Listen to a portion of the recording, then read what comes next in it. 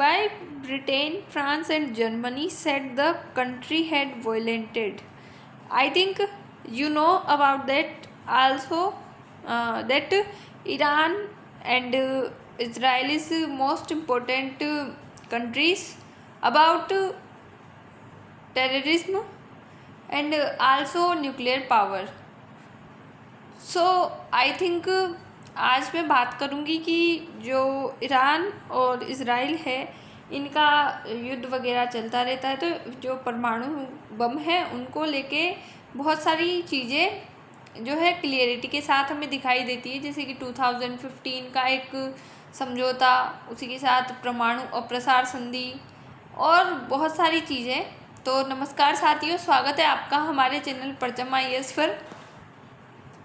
चर्चा में क्यों, तो ब्रिटेन, फ्रांस, जर्मनी जो कि हमारा UN है उसको सूचित करते हैं कि ईरान ने 2015 के समझौते के तहत अपने दायित्वों का उल्लंघन किया है और उन्होंने इस समझौते में जो है निलंबित कठोर प्रतिबंधों को फिर से लागू करने के लिए एक कदम उठाया है। आपको पता होगा कि ताहिरान जो कि इस्लामिक कंट्री है उस पर ईरान ने 12 दिनों तक इनका वॉर चला था, तो उस पर बहुत सारे परमाणु हथियार फेंके थे, जिससे ताहिरान फिर से दुनिया के नक्शे में अलग थलग पड़ चुका है। और इसी को देखते हुए ब्रिटेन, फ्रांस, जर्मनी इन्होंने संयुक्त राष्ट्र संघ के सामने अपील की है। उसी के साथ बात करें तो क्यों उठाया गया ये कदम, तो इजराइल के साथ 12 दिनों के युद्ध में तेहरान और अलग थलग पड़ गया है। इस चीज़ को हम देखते हैं, इस वजह से जो है कदम उठाया जा रहा है। संयुक्त व्यापार कार्य योजना यानी कि JCPOA क्या है, जिसकी बात यहाँ पे हम लगातार कर रहे हैं, क्योंकि इसके अंतर्गत ही ये 2015 का परमाणु समझौता है। इसको मुखौटा बनाकर जो ब्रिटेन, फ्रांस है, जर्मनी है, इन सब ने इसका हवाला दिया है। तो ईरान और विश्व शक्तियाँ यानी कि P5+1 अमेरिका, चीन, फ्रांस, जर्मनी, रूस और ब्रिटेन, इनके बीच एक समझौता था कि जिसमें ईरान के परमाणु कार्यक्रम को सीमित करना है, मतलब उस पर लगाम लगाना है, और बदले में इराक को आर्थिक ढांचे में छूट दी गई थी। इसका समझौता ये था, तो वो इस पर जो है ईरान ने उल्लंघन किया है। तो इसकी मुख्य शर्त ये थी कि यूरेनियम संवर्धन यानी कि 3.67% तक सीमित रहेगा, इससे ज़्यादा होगा तो आतंकवाद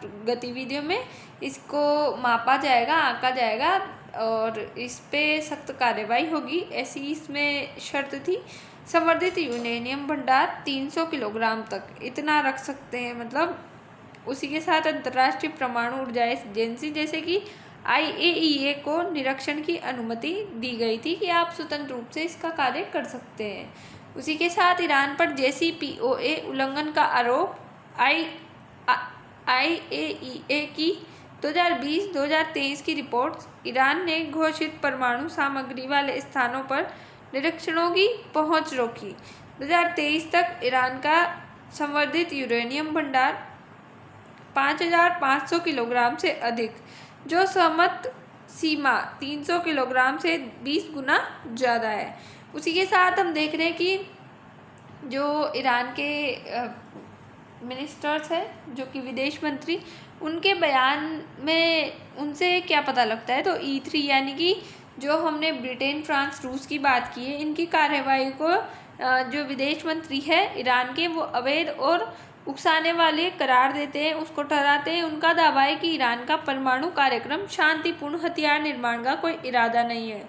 उन पर आरोप लगाते हैं वो कि अमेरिका के 2018 में JCPOA के हटने और प्रतिबंधों के कारण ईरान ने इस संधि को जो है नेगलेक्ट करने का कदम उठाया और ऐसे काम किए।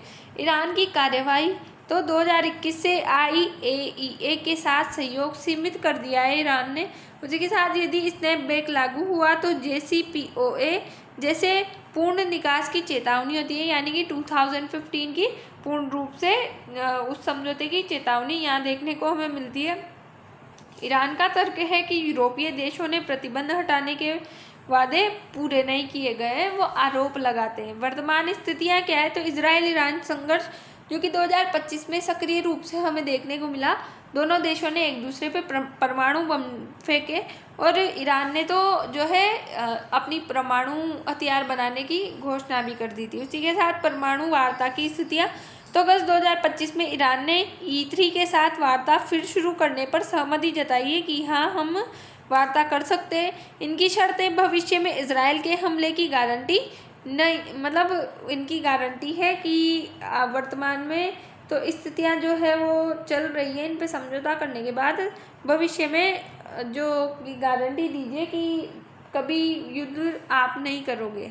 स्नैपबैक का खतरा, E3 ने जुलाई 2025 में 45 डेज की समय सीमा दी, अन्यथा UN प्रतिबंध बहाल। मतलब यूनाइटेड नेशन में पता है क्या है कि महाशक्तियाँ हैं वो वीटो लगा के किसी भी देश के, अगर ईरान के जो समकक्ष इसके मतलब इसके जो समर्थन देश है, अगर वो चाहेंगे तो भी वीटो, क्योंकि सदस्य देश अमेरिका वगैरह इनके पक्ष में है, रूस भी है आई थिंक, थोड़ा मिस है। तो इन देशों की वजह से पता है मतलब ऐसा है कि अगर वो 5 देश वीटो लगा देते हैं तो 5 सदस्य देशों के द्वारा, आप जानते हैं कि जो हमारा UN है उसमें 5 सदस्य देश है जिनके पास वीटो पावर है। तो अगर वो किसी देश के समझौते, मतलब जैसे कि कोई भी एक्ट है उस पर अगर वीटो पावर लगा देते तो उससे वो खारिज हो जाती है और वो प्रस्ताव मतलब जारी नहीं हो पाता। पर इस पर जो है हमें स्नैपबैक के थ्रू देखा गया है कि अगर वो वीटो लगाते हैं 5 देश तो उसको भी बर्खास्त किया जाएगा, उसे अमान्य घोषित किया जाएगा। ऐसी इस समझौते में हमें जो है एक प्रावधान देखने को मिला था। उसी के साथ स्नैपबैक तंत्र की समय सीमा अक्टूबर 2025 में समाप्त होने वाली है। इसी के वजह से इन देशों ने एकजुट होकर इसको जो है अंतर्राष्ट्रीय स्तर पर दुनिया के सामने लाया है ताकि इस पे जल्द से जल्द फैसला हो सके और ईरान अपने मतलब आतंकवाद भरे फैसलों को अंजाम ना दे सके। JCPOA विवाद के परिणाम क्या है, तो इसके आर्थिक प्रभावों की बात करें तो स्नैपबैक प्रतिबंध लागू होने पर ईरान का तेल निर्यात रुक सकता है और ईरानी रियाल का मूल्यह्रास हो सकता है, जो कि वहाँ की करेंसी है। मुद्रास्फीति में वृद्धि हो सकती है। क्षेत्रीय प्रभाव की बात करें तो इसराइल और सऊदी अरब ने JCPOA को अपर्याप्त माना है और क्षेत्रीय शक्ति संतुलन पर इसका असर पड़ने के जो है ये बात करते हैं। उसी के साथ शिया सुन्नी की बात करें तो इनमें जो तनाव है वो बढ़ने की संभावना है। लेबनान और यमन में प्रॉक्सी युद्धों को बढ़ावा दिया जाएगा।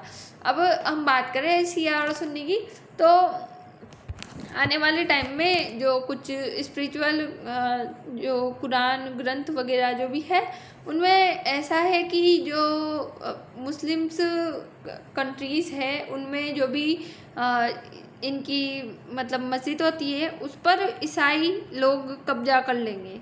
तो ऐसी हदीसें कुरान में हमें देखने को मिलती है। तो ये सब उसी का अगर कनेक्ट करके देखें तो उससे कनेक्ट हो सकता है। उसी के साथ हम बात करेंगे कि ये हमारी कंट्रीज़ है जिनमें ये आपको मैप में दिख रही है। और वैश्विक प्रभाव की बात करें तो तेल की कीमतों में उछाल, वैश्विक आपूर्ति श्रृंखला पर असर, भारत पर इसका प्रभाव, चाबहार बंदरगाह परियोजना और तेल आयात पर संकट देखने को मिलता है। कूटनीतिक प्रभाव की बात करें तो रूस और चीन ने इराक का समर्थन किया, पश्चिमी देशों से मतभेद। भारत पर JCPOA के विवाद का क्या प्रभाव पड़ेगा, तो ईरान भारत का प्रमुख तेल आपूर्ति करता रहा है, स्नैपबैक से तेल की कीमतें बढ़ेगी, ये संभव है। उसी के साथ चाबहार परियोजना, ईरान में भारत की रणनीतिक परियोजनाओं पर प्रतिबंधों का खतरा यहाँ देखने को मिलता है। भारत ने JCPOA का समर्थन किया पर ईरान और पश्चिमी देशों के बीच तटस्थता का रुख अपनाया। भारत ने परमाणु और प्रसार विरोध नीति पर जोर दिया है। अब अगर NPT की बात आई गई है तो न्यूक्लियर नॉन प्रोलिफरेशन ट्रीटी, ये परमाणु अप्रसार संधि है। ये संधि 5 मार्च सन 1917 को लागू हुई थी, जबकि 67 में इसके बनने का जो है कार्य चल रहा था। परमाणु अप्रसार संधि का उद्देश्य विश्व भर में परमाणु हथियारों के प्रसार को रोकना और परमाणु जो शक्ति है उसको शांति के लिए उपयोग करना इसका मुख्य उद्देश्य है। इसके सदस्य देश जिन्होंने इस पर हस्ताक्षर किए वो 190 है। परमाणु शस्त्र संपन्न राज्य अमेरिका, रूस, चीन, फ्रांस और ब्रिटेन ये इसके मुख्य सदस्य हैं।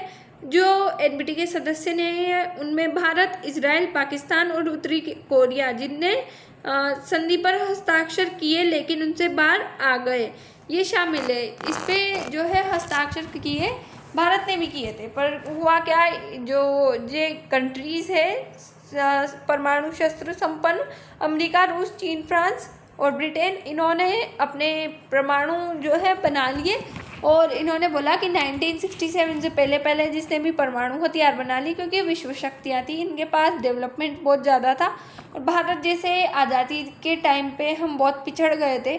एक तो बंटवारा हुआ, ऊपर से बहुत सारे कारण थे, हमारी राजनीतिक उथल पुथल चल रही थी, बहुत सारे युद्धों का हमने सामना किया था। 65 और मतलब 60 के दशक को तो हम एक अकाल का दशक बोलते हैं, क्योंकि 65-62 में हमने वॉर का सामना किया और 67 में हम कैसे परमाणु हथियार बना लेते, तो ये सब पॉसिबल नहीं था।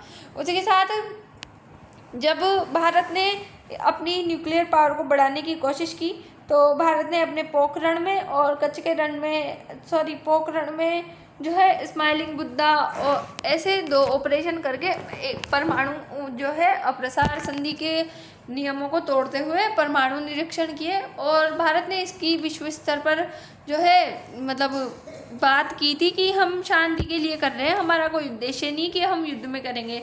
भारत के साथ पाकिस्तान, तो भारत जो करेगा वो करता ही आया है, तो पाकिस्तान ने भी इसमें साथ दिया और पाकिस्तान भी इससे बाहर आ गया।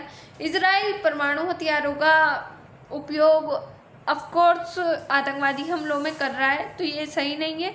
उत्तरी कोरिया जो कि वो भी एक परमाणु संपन्न देश नहीं था उस समय, तो उसने भी इस नीति से बाहर आने की कोशिश की और वो ये सफल मतलब उसमें इसने सफलता दी कि वो बाहर आ गया। एनपीटी की चुनौतियां, तो कुछ देशों के परमाणु हथियार हासिल करने से अप्रसार की चुनौतियां बढ़ गई है, जैसे कि उत्तरी कोरिया, यहाँ पे तानाशाह शासन है, किंग जोन उनका है, तो वो बहुत तानाशाह आदमी है। उसके साथ परमाणु शक्ति संपन्न देशों पर निरस्त्रीकरण के प्रति ठोस कार्रवाई करने का दबाव यहाँ पे एनपीटी के थ्रू हमें देखने को मिलता है, जो कि एक प्रमुख चुनौती है।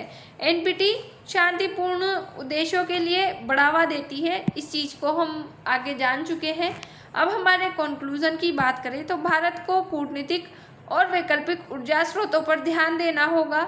ईरान और E3 के बीच तनाव पर कूटनीतिक वार्ता की संभावना यहाँ हमें देखने को मिलती है। इस न्यूज़ के अगर इस बेस पे देखें तो इस चीज़ से कूटनीतिक वार्ता होने की संभावना है।